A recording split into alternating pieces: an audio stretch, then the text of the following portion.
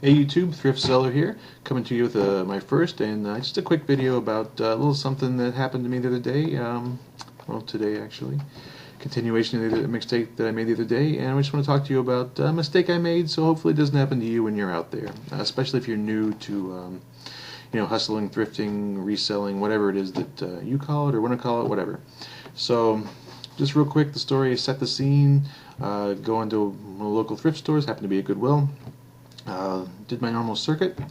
I sell clothing mostly, generally speaking, most of the time, but I'll sell anything that'll make money. It doesn't much matter to me. But clothing has been the thing I've done most. I've been doing it for not long, a few months, 3 months maybe, something like that. Um, anyway, to the point, I suppose. All right, so did my circuit. Normally, I hit the electronics last because generally that's, to me, at least in that store, it's the most picked over section of the store. There's usually not a whole lot there. There's always guys like going through there with their phones out and whatever. So that's the one. That's the place I usually go last.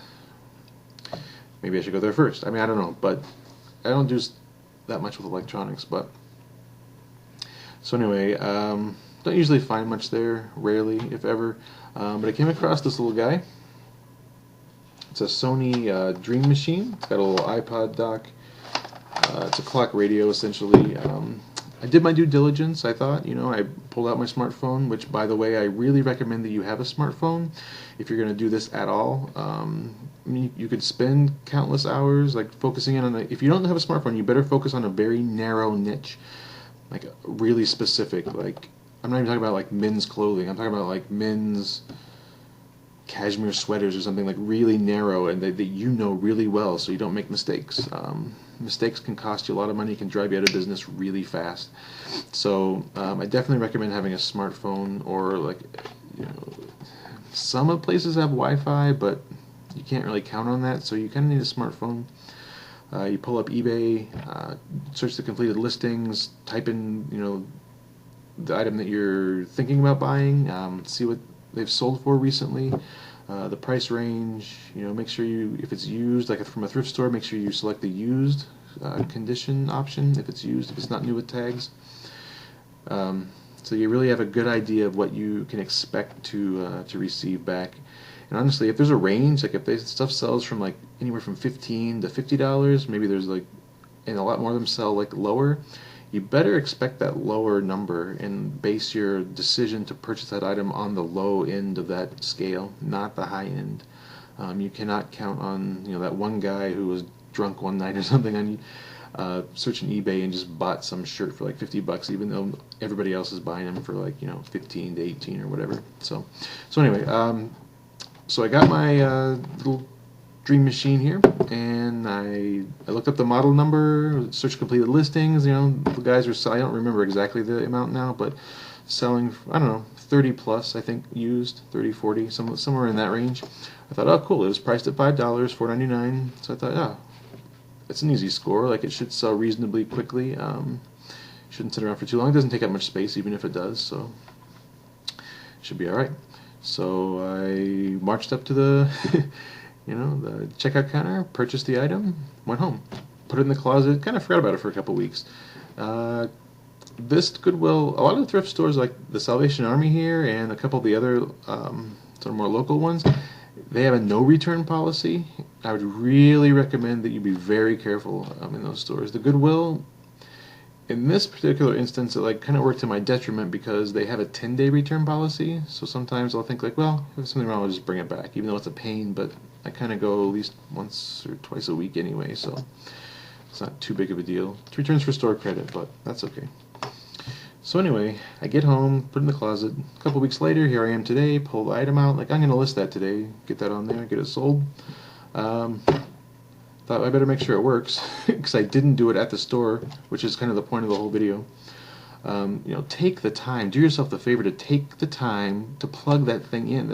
If the place has a power strip anywhere around or an outlet, and the Goodwills I've been in mostly do, by the electronics, they'll have a power strip like on the rack someplace, or like zip tied to the rack, so you can plug the items in and see for yourself if they work.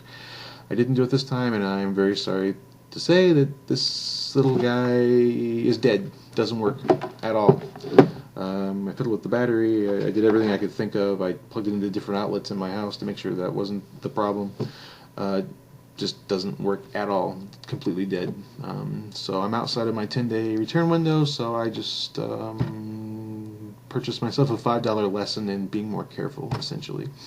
So I mean, that's kind of all I wanted to really talk about today, is we're out there, especially in the thrift stores and like garage sales and stuff like that, like test the stuff out. Like you might want to carry a couple of batteries with you, different sizes if it's a battery operated item. You know, check the thing over carefully, make sure it's got its cords, and make sure, you know, whatever it is, the cord, where's my camera here, cords are there, or whatever it is, whatever accessories that are important to the function of the item, make sure that they're there, because nobody wants to buy an incomplete item. Nobody wants to buy something that doesn't work. Nobody wants to buy something that's like damaged, you know, for the most part. Like I said, I do clothing mostly, and that's a sort of a recurring theme in my like novice period here, is I tend to miss things. I get excited about the brand or something, and I'm like, oh cool, and I'll come home, and only when I'm like laying it out to measure it will I realize, like, oh I didn't notice this, like, oh I didn't notice that, oh this thing smells like smoke, like, oh are you kidding me? Now I gotta, hopefully I can wash it out, you know, the smoke smell out, like, oh. So, you know, try to temper your excitement about finding a cool item that you think will bring you good profit, and just take a minute to make sure and check it over really thoroughly. If it's something that needs to function, like turn on, make sure it does. You know, you just save yourself a lot of headache. It's not worth. So if I had shipped this out, if I hadn't checked, which would have been stupid, but if I had done that and shipped it off to somebody, they paid $40 for it plus shipping, whatever. They get it, it doesn't work. So now what happens? I mean, best case scenario is they contact me and I have to like take the item back and give them their money back. But the worst case scenario, like you get, you know, they open an eBay case, you get negative rep or whatever, negative feedback. It's not worth it. It's not worth the time. It's not worth the hassle. It's not worth the refund process. It's definitely not worth that hit to your seller rating. So just be really careful out there. You know, I wouldn't want to buy something that was damaged or stained or missing buttons or missing pieces or something. So if you do purchase an item with a flaw and you get it home and you're like, oh man, like it's not that bad, like please resist the temptation just to sell it without disclosing it. Disclose the flaws. Take pictures of them. Describe them. You know, treat your customer the way you would want someone to treat you. Just disclose everything, and if the person then makes the decision to go ahead and buy the item, then great. Then they can't come back to you and say like, well, I didn't know this was missing this you know, this piece or this button or whatever. They did know. Hopefully they read your listing well, and so at least you have some recourse to say like I disclosed it in the listing, you know, and then you can make the decision whether you want to take the return or whatever it is.